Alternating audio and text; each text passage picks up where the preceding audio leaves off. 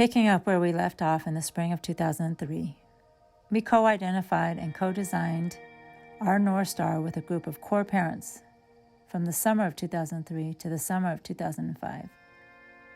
These 2 years were the most dynamic and groundbreaking ride that a grassroots community organizer could ever wish for. During a year as part of a larger statewide coalition focused on ending the California high school exit exam graduation requirement, Cadre was blessed to meet some kindred spirits, Susan Sandler and Olivia Arisa of Justice Matters. Cadre and Justice Matters then began an incredible journey together in the fall of 2003 to launch our first ever parent-centered participatory action research project. We recruited a group of 6 parents, 5 Black and 1 Latino, specifically for this project. We called them the Dignity and Respect for Parents Taskforce. At the very first meeting, and in the tradition of popular education, we jointly read passages from 2 books: Anne Ferguson's Bad Boys, Public Schools and the Making of Black Masculinity, and Angela Valenzuela's book, Subtractive Schooling, U.S. Mexican Youth and the Politics of Caring. In a matter of less than 1 hour, this generation of Cadre core parents saw an opening, despite all of their skepticism and cautious participation in this meeting. An opening through these readings that signaled that they could start their Cadre journey from a place of truth, a place that included their own childhood experiences. Parents were going to be the subject and the agents of change. It was about parents as much as it was about their children. Right there on that day, trust was built, the trust that ultimately made possible everything else that followed. Justice Matters helped us design the research based on one simple question that we posed to the task force. If you could ask other South LA parents about their relationships with their children's schools, what would you ask? That brainstorm led to a set of survey questions that our organizers then posed to 122 South LA parents through phone interviews in English and Spanish. With Justice Matters support, we analyzed the data, looked at patterns and themes, and grouped the answers and stories we heard into 3 main buckets of findings and recommendations. In the areas of genuine parent engagement, accountability to parents, and cultural inclusion of South LA families.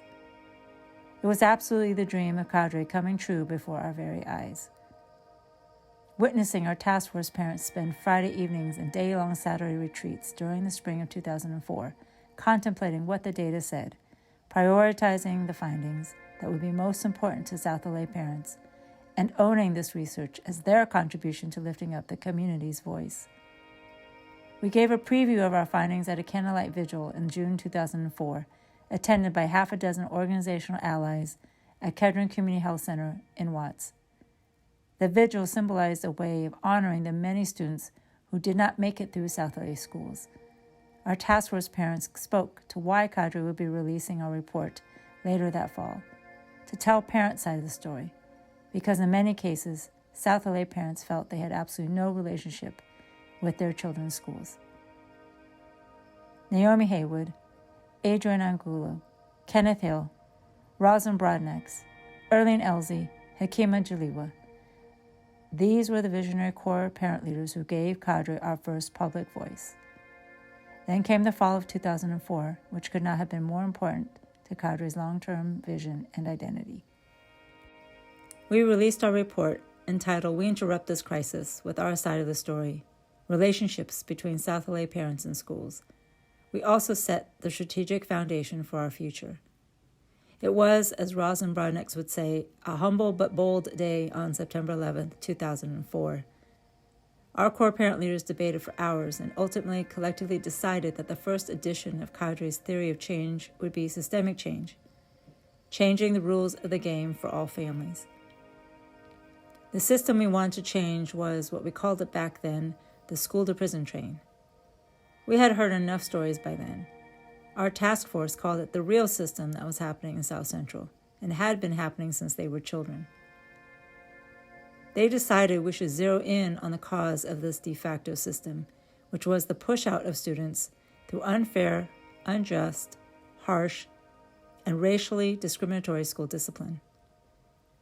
By focusing on the bottom that was falling out of South LA schools, as opposed to breaking the glass ceiling of college access, We were choosing a far less popular path.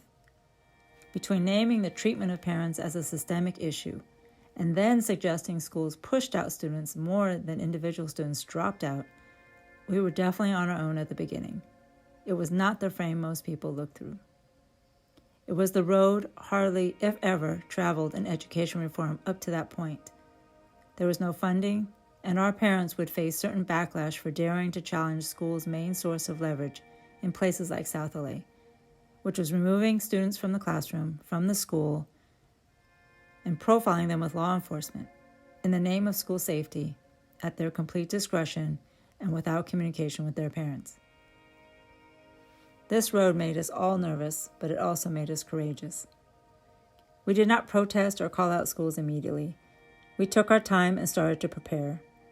Given how rare it was to challenge LUSD's school discipline practices, we knew we had to collect our evidence and stories and make our case more strongly than the district's first and last arguments. We had to change the narrative.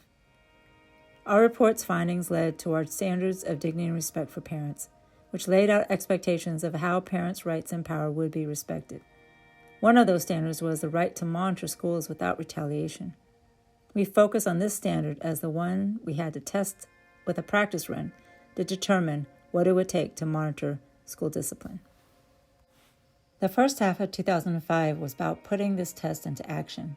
We leveraged the landmark Williams v. California settlement to organize and coordinate South LA parents filing official complaints across multiple schools related to the lack of books and qualified teachers, as well as unsafe facilities. We went door to door to find parents who had complaints, supported them in filling out the forms, and helped them carbon copy central office staff so principals would see that they knew what they were doing. We had our first day of action in April 2005 with a press conference outside Locke High School, and we then caravaned collectively to 4 different South LA schools to witness parents physically submitting their complaints.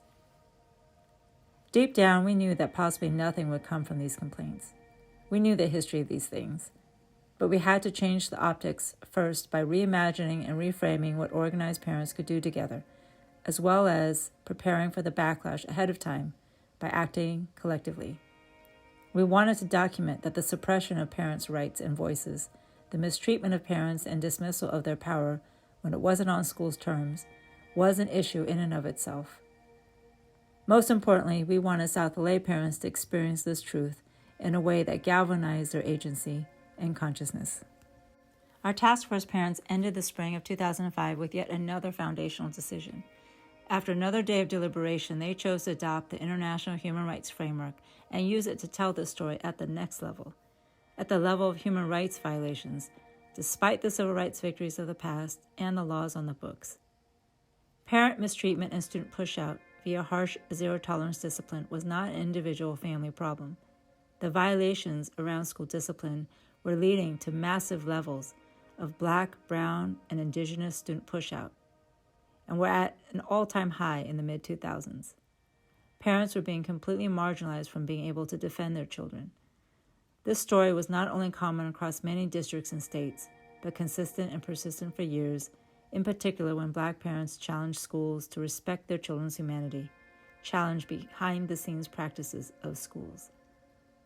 If we were going to build Black and Brown solidarity, we were going to build it by humanizing keeping all kids in school, through parent power. In these 2 years, we did the one thing that parent groups are often not resourced to do, and that was to shape an organic vision, to go out on a limb, to imagine an impact that parents might not see in their lifetimes and never realize they could have. Again, a community organizer's dream. Stay tuned for our next video to learn about what we achieved from 2005 to 2007 with these courageous decisions by our core parent leaders.